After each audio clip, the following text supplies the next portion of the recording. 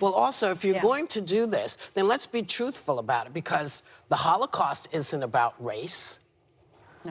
No, it's not about race. Ethnicity. Well, they No, consider it's Jews about a different race. But it's not about race. It's not about race. What is it about? Because it's about man's inhumanity to man.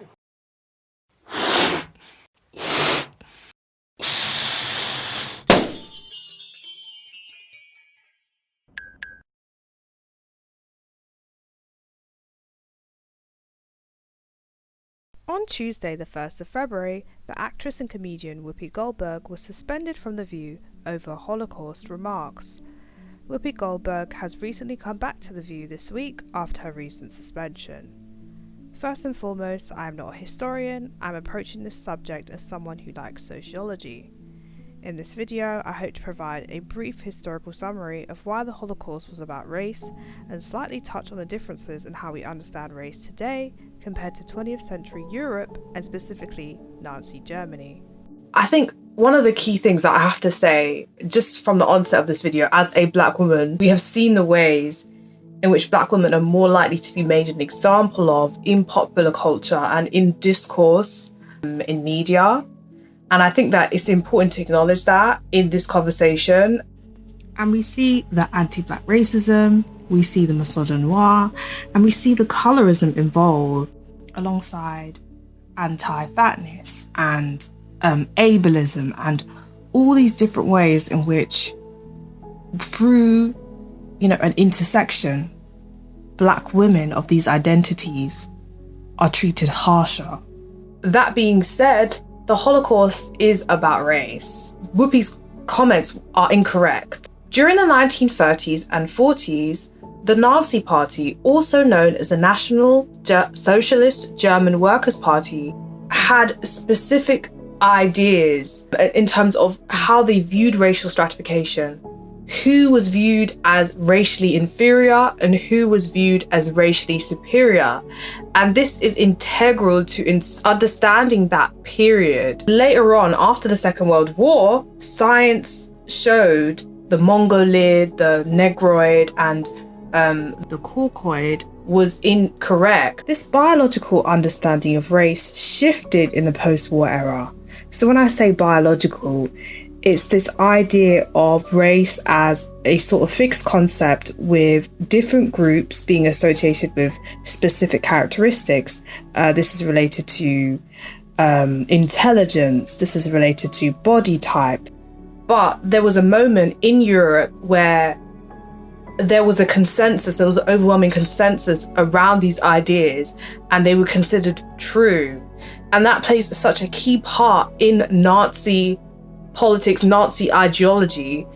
And I would even argue that today, a lot of these ideas around racial science still have a dominance, which is why it's important that we acknowledge the role that race played in the Holocaust. According to the United States Holocaust Memorial Museum, from 1933 to 1945, Nazi Germany carried out a campaign to cleanse German society of individuals viewed as biological threats to the nation's health.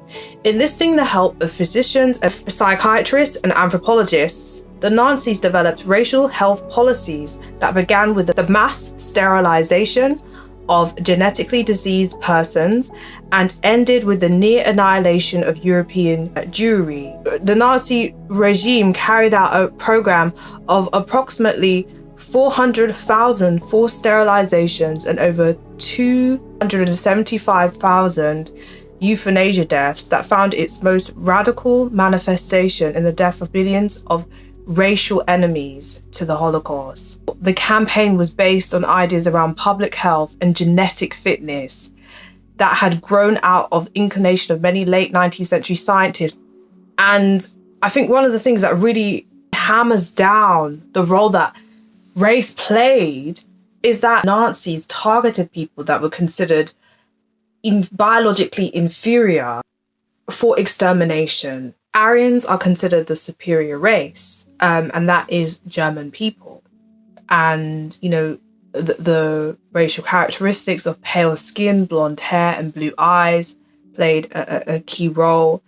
And to go into a bit more detail on this, these ideas around racial purity, author and historian Lucy DeWitchowicz wrote that in the hierarchy of Nazi racism, the Aryans were the superior race, destined to rule after the destruction of their racial arch foe, the Jews. So we can see within this how there are racial categories being formulated. In this context, the lesser races included Slavic people from Russia, Ukraine, and Poland, those from Gypsy and traveller communities, Black people, and Arab people. Within Mein Kampf, Leader of the Nazi Party, Adolf Hitler, which discusses the children produced from relationships between the Aryans and African soldiers, he saw Jewish people as to blame for bringing African people into Germany and therefore trying to bastardize the Aryan race so that they could dominate. So you can see these ideas of competition and domination that still pervade to this day in terms of anti-Semitism. and racist anti-Semitic conspiracies. But alongside that, we also have the anti-Black racism, how he saw Negro blood as contaminating the Aryan people and the racial purity. In the context of America that Whoopi is operating, how race is understood today is different to 20th century Nazi Germany. And a concept that really stood out to me was David Schwab of UC Berkeley, who uses the term conditional whiteness. The term conditional whiteness acknowledges that the ways in which race is categorized in America today has changed to a definition in which light-skinned, phenotypically white Jewish people are included within the white category, which comes with its benefits under white supremacy that must be acknowledged. But it also acknowledges the violent history of anti-Semitism and how the relationship between Jewishness and whiteness comes with conditions. Overall, historically, race is not a fixed concept and can evolve over time depending on who becomes a target and the demands and agenda of politicians and the wealthy white elite overall.